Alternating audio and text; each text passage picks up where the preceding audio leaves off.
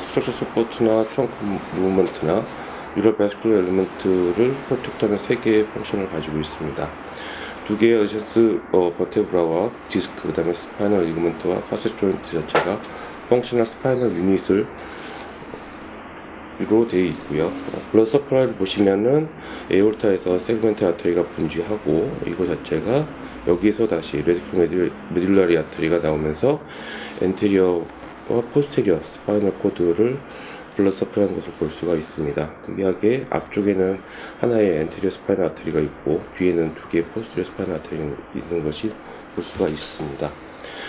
여기서 특이한 것은 아담 키우익이라는 아터리가 있는데 L1, 2 레벨에서 아오르타 왼쪽에서 분질하게 되고 엔테리어 스파이널 아터리를 통해서 스파인 코드의 그 밑에 3분의 2를 블러드 서플라이하는 것으로 알려져 있습니다. 다음은 그 베너스 드레이니지를 나타내는 사진이고요. 크게 수피리어 베나 카바, 인피리어 베나 카바, 그 다음에 아지오스 베인을 통해서 베인이 드레이니지 되고, 되게 좀 여기서 좀 되게 특징적인 게 카우라 이퀴나를 둘러싸고 있는 이런 넓은 플렉서스들이 있고, 이거 자체들이 나중에 룸바 스테노시스와 좀 연관이 있는 것을 나중에 말씀드리도록 하겠습니다. 다음은 신경을 말씀드리겠는데, 아시다시피 도잘 루트와 벤트럴 루트가 나와서 도잘 레이무스와 벤트럴 레이무스로 나눠지게 되고요. 도잘 레이무스는 다시 라테랄 브랜치와 메디얼 브랜치로 나누게 됩니다. 여기 인터버테브라 포라멘을 중심으로 해가지고 그 뒤쪽은 이 말씀드린 도잘 레이무스 자체가 다 이런 이노베이션 되는 걸 볼 수가 있고요. 인터버테브랄 포라멘 앞쪽으로는 사이노버테브랄 너브가 다 지배를 하는 것으로 알려져 있습니다. 오른쪽 그림 같은 경우에는 사이노버테브랄 너브를 보여주는 것이어서 벤트랄 레이무스에서 다시 그 사이노버테브랄 너브가 나와서 다시 들어가서 디스크 쪽에 포스테리어와 스파이널 코드 안테리어 쪽으로 이노베이션 되는 것을 볼 수가 있습니다. 이 그림 같은 경우에는 사이노버테브랄 너브를 좀 자세히 보여주고 있는 건데요. 좀 되게 특징적인 것이 심파티틱 트렁크 쪽에 레이무스의 그 오토매틱 무트와 그 다음에 벤트랄 레이무스의 소마틱 무트가 합쳐져서 사이노버테브랄 너브가 만들어진다는 것이고, 이 자체가 이런 아까 좀 말씀드린 것 같이 이런 디스크의 포스테리어 쪽에 이노베이션 되어 있어 디스코제닉 페인 타입에 연관되어 있는 것으로 알려져 있습니다. 그래서 보시면은 듀라메타의 그런 앞쪽 해프, 엔테리어 해프는 메디컬과 케미컬 스티뮬레이션에 되게 민감하고 사이노버테브랄 너브에 의해서 이노베이션 되어 있으며, 듀라페인은 이런 로백 신드롬에서 그 더머텀과 다르게 커버가 되는 크고 넓은 이런 통증이 특징적이고, 이런 롬바페인이 그 앱도민이나 체스트 아니면 고인까지 퍼져나간 특징이 있습니다. 한 연구에서 보면은 듀라이 너브 리섹션을 한 후에 이런 포스트 라믹토미 페인 자체가 좋아지는 것을 밝혔습니다. 오른쪽 그림이 그걸 나타내는 것이고, 엔트리 쪽은 많은 분지가 있는 반면에 포스트리어는 거의 이노베이션이 없는 것을 볼 수 있습니다. 다음에는 그 파셋 조인트와 그를 분지하고 있는 메디얼 브랜치를 설명드리도록 하겠습니다. 파셋 조인트는 특이하게 2개의 연속적인 메디얼 브랜치가 이노베이션 되어 있는데, 밑에 있는 어센딩 브랜치와 위에 있는 디센딩 브랜치가 하나의 파셋 조인트에 이노베이션 되어 있고, 그 다음에 이 2개의 그림은 이런 그 너브 루트 자체가 이런 트랜스퍼스 포라멘을 지나갈 때 많은 리거먼트에 쌓여져 있는 것을 보여드리려고 담아보았습니다. 너브 루트 자체는 듀랄 슬리브와 너브 파이버로 구성되어 있으며, 그 듀랄 슬리브는 그런 너브 파이버를 싸고 있는 듀라의 얇은 막입니다. 그런 트랜스퍼스 포라멘까지만 있고 그 위에는 없게 되어 있고요. 약간의 프레셔나 인플레메이션이 있을 때 이 슬리브만 자극을 하게 되면 통증이나 그런 모빌리티에 약간 문제가 생길 수 있지만, 좀 더 컴프레션을 했을 때 너브 파이버가 문제가 생겨서 파라스테이시나 컨덕티비티 임페어먼트가 생길 수가 있습니다. 그럼 스파이널 스테노시스에 대해서 말씀 좀 드리도록 하겠습니다. 볼터벌 캐널의 그 본이 그 다음에 리거먼트 스트럭처의 비정상적인 내로잉으로 통해서 룸바 스파인의 뉴럴 바스큘라 위한 그 스페이스가 좁아지는 것을 말하며, 크게 이제 컨제니털과 어콰이어드로 나눌 수가 있고요. 저희가 제일 중요하게 봐야 되고 많이 볼 수 있는 많이 오는 환자들이 이 3가지입니다. 디제너레티브, 스폰딜로리스테틱, 그 다음에 아야트로제닉, 이 3개의 원인을 중심적으로 좀 보도록 하겠습니다. 아나토미컬 클래시피케이션을 보시면은 센트럴 라테럴 리세스, 포라멘, 익스트라 포라멘으로 나올 수가 있고, 밑에 사진이 잘 보이는 것 같이 1번이 센트럴이고요. 그다음에 2번이 레터럴 리세스. 이 페디클 위쪽이 포라미나를 하고 이 바깥으로 익스트라 포라미나라고 합니다. 진단은 MRI와 CT가 대표적 다이그노스틱 툴로 알려져 있고요. 엔테리어 포스티어 캐널 다이아미터가 10mm 미만일 때, 그 다음에 듀라셀 크로스 섹션 에어리아가 75제곱밀리미터 미만이 있거나, 엔테리어 포스트 사이즈 레터럴 리세스 자체가 4mm일 때 이거 진단 내릴 수가 있습니다.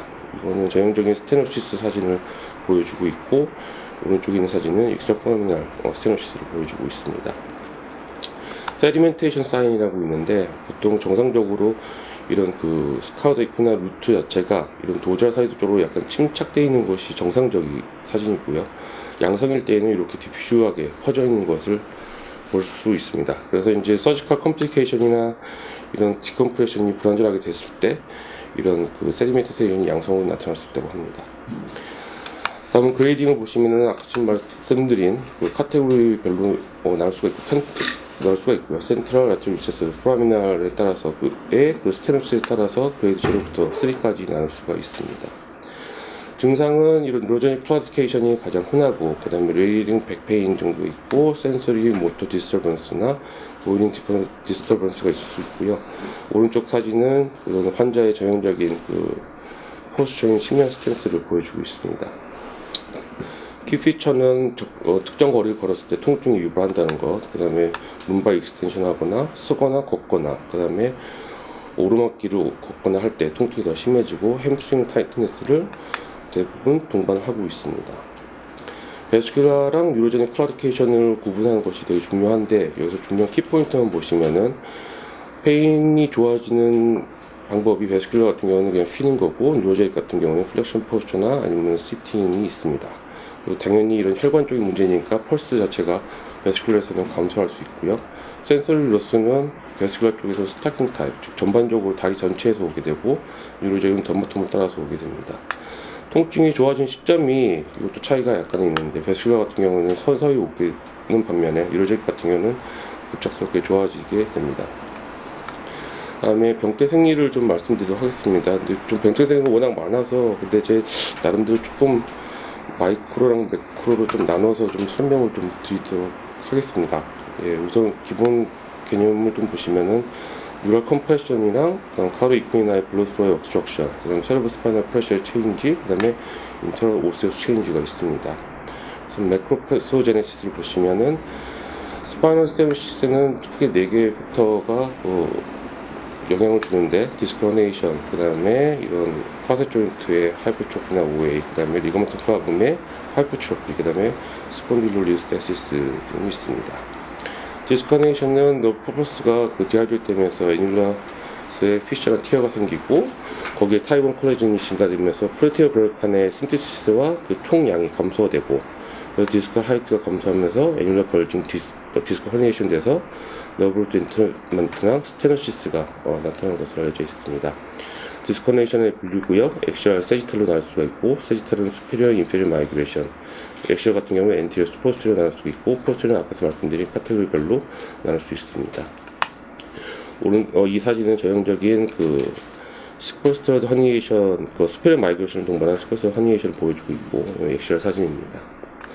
다음은 하이퍼트로픽 파세 조인트 오해로서 시노바이티스가 생기면서 파세 조인트는 디저레이션이 시작되고, 이런 시노바이티스 자체가 조인트 카트리지가 얇아지고 파세 캡슐이 느슨해지게 되면서 됩니다. 그 다음에 느슨하게 되면은 스파인 모션 자체가 커지고, 이런 버티벌 디스크의 디저레이션이 증가하는 것으로 알려져 있습니다. 이런 모션이 커지면 오세파이트 자체는 커질 수밖에 없고, 오세파이트의 위치에 따라서 막 좁아지는 위치도 달라지는데, 수페리어 아티큘러 파셋에 있는 오세파이트는 라테럴 리세스를 좁게 만들고, 인페리어 아티큘러 파셋에 있는 오세파이트는 센트럴 캐널을 좁게 만듭니다.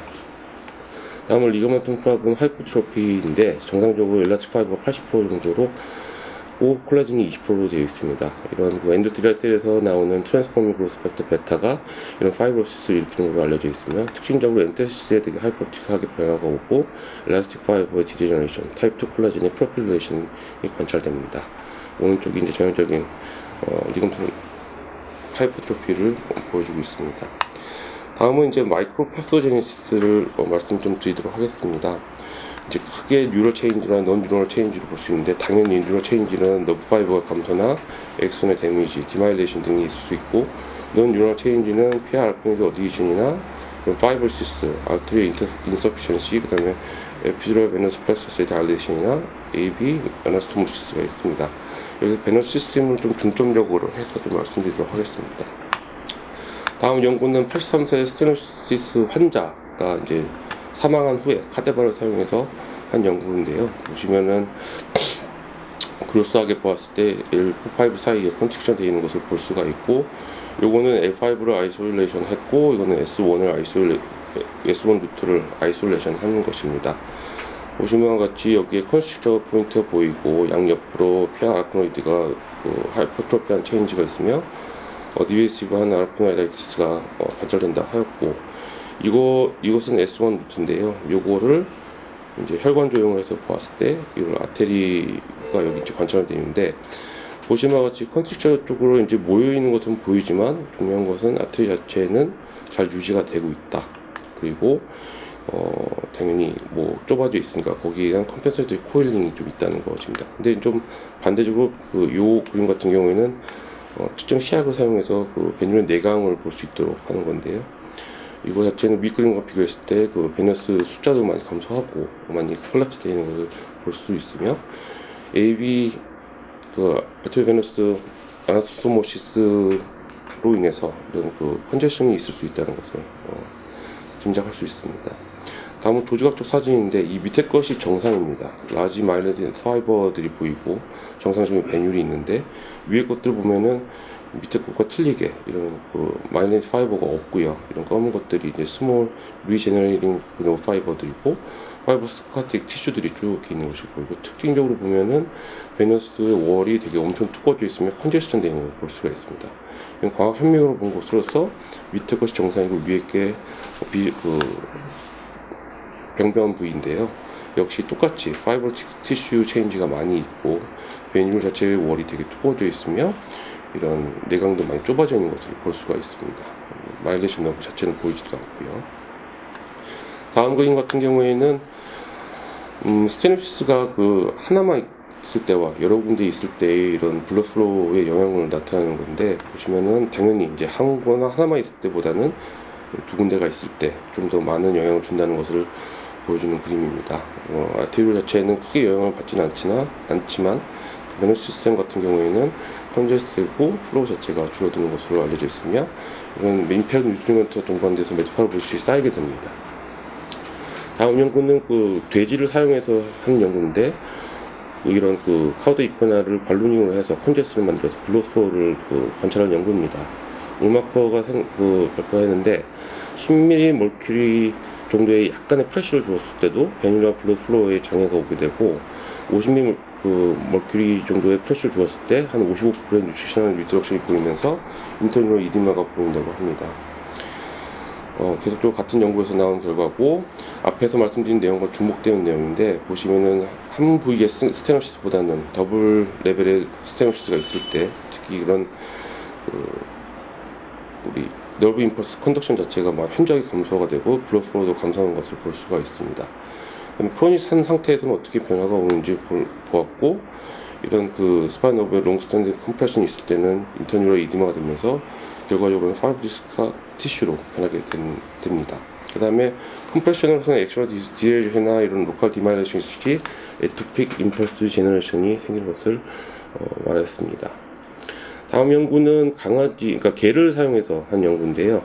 이런 너브 컴프레션과 상관없이 이런 블러드 플로우를 옵스트럭션 했을 때 아티리얼 이스키미아와 베너스 컨제션을 이제 유발해서 그게 영향을 어떻게 미치는지를 좀 본 연구입니다. 이제 아올타를 클리핑 했을 때 자체는 아테리얼 베너스 프레셔가 당연히 감소가 하게 됩니다. 이게 왼쪽 그래프가 그걸 보여주고 있고, 반대로 IBC 인페리얼 베너 카바를 클리핑 했을 때 아테리얼 프레셔는 살짝 증가하게 되는데, 이런 센트럴 베너스 프레셔 같은 경우에는 클리핑 하자마자 한 4배까지 뛰는 것을 알 수가 있고, 이런 갑작스러운 베너스 프레셔 증가 자체가 너브 루트의 캐피럴 프레셔에 현저한 영향을 줄 수 있다고 발표했습니다. 보시면은 대부분 정상적인 너브 루트는 아라크닌 멤브리나 블러드 너브 베리어를 통해서 일정적인 그런 환경을 유지를 하는데 보면 아라크닌 멤브레인 자체는 이런 디퓨전 베리어가 있고요. 블러드 너브 베리어는 아시다시피 혈관과 이 엔도뉴로날 티슈 사이를 말하는 거고, 베스큘러 엔도셀리아 셀에서 만들어집니다. 이스키미아보다는 컨제션에 좀 더 서서트블하고, 이런 블러드 너브 베리어가 브레이크다운 될 시에는 너브루트의 이디마가 생긴다는 것을 알 수 있습니다. 오른쪽 사진이 그 결과인데요. 이건 이스키미아 때의 사진이고, 이 오른쪽 이 오렌지색의 다이가 혈관 내에 있는 다이고, 이 바깥에 엔도셀리아 쪽으로 익스트라베세이션 되지 않는 것을 볼 수가 있는 반면에, 컨제스션 되면은 이게 다 익스트라베세이션 돼서 인트라베이클 이디마가 생기는 것을 볼 수 있습니다. 오른쪽 사진은 같은 내용입니다. 이거는 전자현미경으로 본 것이고, 이스키미아 때는 이런 타입 정션이 잘 유지가 돼서 그 블러드 너브 베리어가 잘 유지가 되는 반면에, 컨제스션 같은 경우에는 이런 타입 정션이 유지가 되지만 그 이외에 베리어가 깨짐으로써 되게 엔도셀리아 티슈 쪽으로 이디마가 되는 것을 보여줄 수 있습니다. 그래서 이거는 스키매틱하게 보여준 다이아그램인데요. 이런 서컴퍼런스 컴프레션 같은 그런 메카니컬 포스가 있을 때는 아크론 스페이스가 막히고, 그래서 서큘 디스터번스나 너브 파이버에 인저리가 오게 되고, 이런 당연히 너브 파이버 인저리가 오면은 컨덕션 디스터번스나 엑토픽 디스차지가 오겠죠. 근데 다른 원인인 그 베너스 컨제션이 왔을 때는 앞에서 말씀드린 내용을 다시 정리해드리면은 그 블러드 너브 베리어의 브레이크다운이 생기면서 인트라베스큘러 이디마가 생기고, 거기서 엔도뉴럴 프레셔가 증가하면서 같은 컨덕션 디스터번스와 엑토픽 디스차지가 나올 수 있습니다. 그래서 앞에 연구를 다시 정리를 하면 30에서 40mm 멀큐리 정도의 아주 약한 컴프레션 자체에도 이런 베뉴나 캐필러리 자체에 영향을 줄 수가 있고, 타카시 이 동료들이 연구한 걸 보면은 룸바 스파이널 스테노시스 환자에서 플렉션 시에는 에피드럴 프레셔가 15에서 18 정도가 관찰된 반면에 익센을 하실 시 한 80에서 100까지 100mm 멀큐리까지 올라가는 것을 관찰했다 합니다. 그래서 이런 그 체인지 자체가 알테리얼 블루프에는 크게 영향을 주진 않지만 10에서 30mm 멀큐리 이상의 이런 에피드럴 프레셔가 있을 시에는 에피드럴 베너스 시스템 자체가 쉽게 컨제션 될 수 있다는 것을 말합니다. 그리고 다시 정리해드리면은 베너스테이시스 통해서 피플레 프레셔가 증가되면 인트라베이클 이디마랑 염증 반응, 블러드 너브 베리어의 데미지가 생기고, 유로의 익사이빌리티가 증가되고, 메카니컬 서머 위주로 트레셔로드가 감소하게 되면서 이런 너브 데미지나 에토픽 디스차지 등이 생기게 됩니다. 이건 제 나름대로 조금 만들어 봤는데, 하여튼 여러 가지 팩터들이 있는데 스파이널 스테이시스를 일으키게 되면은 당연히 이제 환자의 그 ROM 자체가 감소되고, 머슬 랭스나 스트렝스의 임밸런스 오게 돼서 연스빌리티, 그다음 임모빌라이제이션이 되면서 디제이션이 된다고 생각을 하였습니다. 치료는 좀 간단하게 넘어가도록 하겠습니다. 다시 혹시 수술적과 비수술적 치료로 나눌 수가 있고, 보시면은 여기 드러그 약물에서 가바펜틴과 리마프로스트가 효과가 있다는 것을 보여주고 있고요. 인젝션에서는 스테로이드 세라피가 아주 쇼텀이나 아니면 리미티드 베네핏만 있다는 것을 설명을 합니다. 그래서 비수술적 치료에는 이런 것들이 있는데, 스테로이드 인젝션 자체는 아주 쇼텀에만 효과가 있거나 아니면 리미티드 베네핏만 있다고 알려져 있고요. 가바펜틴의 스탠더드 세라피에 가바펜틴 더했을 때도 효과가 좋았고, 이런 바조다이레이팅 이펙트는 리마프로스 자체가 효과가 좋다고 알려졌습니다. 그 다음에 수술적 요법을 보시겠고, 이것이 이제 디컴프레션, 라미넥토미를 기반으로 해서 분진하는 여러 수술들이 있고요.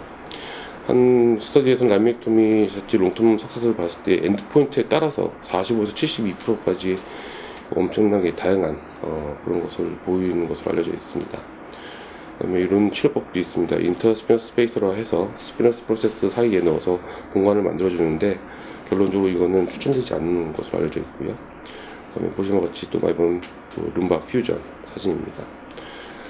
이 프로그레시스를 보시면은 그 서저리 후에 이런 재발하거나 아니면 남아있는 통증 약 34%까지 발견이 되고, 수술했던 부위에 다시 리스테노시스가 32%, 그 다음에 새로운 부위 스테노시스가 30% 정도가 생기게 되고, 포스트 퓨전을 가지고 있는 환자들에서 한 35, 45% 정도의 어징트 세그먼트 디제너레이션이 관찰된다고 합니다. 그 수술된 스파인 쪽에 바이오 메카닉이 변하면서 이런 스트레스가 증가되고, 아까 말씀드린 그 트랜지션 신드롬이 나타나게 되고요. 로디 디스트리뷰션이 바뀌면서 이런 그 퓨전의 옆에 있는 세그먼트의 디제너레이션이 더 촉진되게 되고, 한 레디올로직 스터디에서 보면은 룸바 퓨전 후 5년에 팔로우업을 했는데 한 36% 정도의 환자에서 퓨전 신드롬이 보인다고 합니다. 다음은 페일백 서저리 신드롬의 통계를 나타낸 편인데요. 보시면 같이 수술의 인시던스는 계속적으로 올라가고 있고요. 요거는 직색토미를 한 후 2년 내에 2년 때 시점을 봤을 때 이런 페인이 재발하거나 재발률이 36% 정도가 있었다. 그 다음에 서지컬 라미넥토미를 한 다음에 12개월에 팔로우를 했을 때 약 30% 정도에서 페인이 증가되거나 아니면 똑같이 있었다라는 것을 보여주었고, 페일백 서저리 신드롬을 가지고 있는 환자에서 다시 수술을 한 다음에 15개월에 팔로우를 했을 때 팔로우를 하였는데 약 35%밖에 성공을 하지 못했다. 지금 엄청 낮은 확률입니다. 한 스터디인데요. 요거는 결론만 말씀드리면은 이런 서지컬 그룹과 넌 서지컬 그룹을 이렇게 10년 동안 장기적으로 팔로우업을 해서 결과를 비교한 겁니다. 결론 말씀드리면은 이런 페인 릴리프나 이런 심ቶም 임프루먼트는 만족도 자체가 서지컬이나 넌 서지컬에 큰 변화가 없다는 것을 말해주고 있습니다. 그래서 다음 그래프는 다음 표는 위의 내용을 말씀드리는 건데, 이런 숏텀 서지컬 그룹에서 숏텀 팔로우업에서는 이런 그런 심텀의 호전이나 그런 것이 많이 관찰되는 반면에 10년 정도를 지났을 때에는 서지컬 그룹이나 이런 컨설베이티브 그룹에서 이런 아웃컴에 별 차이가 없다는 표를 보여주고 있습니다. 따라서 이런 내용을 토대로 해서 수술 같은 경우에는 아주 데피니트한 인디케이션 아니면은 수술을 권하지 않는 것이 맞다고 생각하고, 그 이외의 비수적 치료로 접근을 하는 것이 맞다고 생각을 합니다. 이상입니다. 수술로 어저스트 해서 퓨전을 한다고 한들, 물론 좋아질 수 있는 케이스도 물론 있겠지만 많은 케이스는 그렇지 않다는 얘기죠. 근데 그러면 지금 우리가 할 수 있는 것 중에 하나가, 우리가 한 치료잖아요. 여기서 보면 이미 아시잖아요. 치료법이 없어요. 서저리도 실패하고 결국은. 근데 저거는 이제 좋게 나온 거지, 디저너티브 체인지는 시간이 지나면, 10년이 지나면 지날수록, 10년까지는 저렇게 나올 수 있지만 10년이 지나면 서지컬 케이스가 퓨전 케이스에서 더 빨리 돼야 되는 걸로 나와 있는 것도 있거든요. 그래서 만약에 그렇다면 이제 생각해보면, 저희 또 스테로이드 있잖아요. 리미테이션은 워낙 뻔한 치료잖아요. 또 메디케이션도 역시 한계가 있고, 다시 말하면 스파이널 스트레스는 치료법이 없어요. 이게 지금 오늘의 핵심입니다. 우리가 하는 치료는 그래서 하는 게 뭡니까? 물론 스티뮬레이션도 주지만 베너스 컨제이션을 어떤 식으로도 줄여줄 수 있도록 하는 게 치료거든요. 그래서 그걸 위해서 우리가 니들링도 하지만 마사지가 들어가는 거고, 그 다음에 엑서사이즈가 들어가는 거죠. 여기서 또 하나 빠진 게 CSF 프레셔거든요. CSF 프레셔가 이제 수술 후에는 전혀 변하지가 않아요. 오히려 더 증가할 수도 있거든요. CSF 프레셔에 대한 내용만 좀 추가하면 좋은 내용이 될 것 같아요. 이상입니다.